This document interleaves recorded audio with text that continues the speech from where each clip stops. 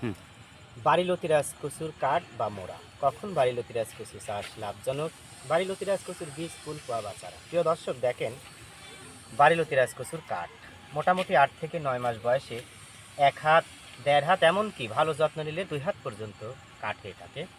প্রিয় দর্শক, ভালো বীজ ভালো ফসল, সুস্থ সবল বীজ থেকে সুস্থ সবল ফসল আশা করা যায়। একটা বিষয় দেখেন, আমার এই বাড়িলতি রাজকচুর কোনো চারার বা গোড়ার পচা রোগ দেখা দেয় নাই। দেখেন, এই পাশেও যদি দেখেন কচুগুলো, দেখেন ভালো বীজ ভালো ফসল।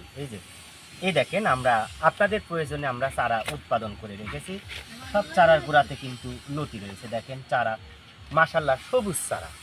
দেখেন, খুবই সবুজ চারা, সুস্থ সবল বীজ। দেখেন কাঠগুলো, হ্যাঁ, কোনো চারার কিন্তু এখনো গোড়া পচা দেখা দেয় নাই কোনো কাঠেরই। এই দেখেন, খুব সুন্দর কাঠ হয়ে আছে। তো যাই হোক, যারা অরিজিনাল বাড়িলতি রাজকচু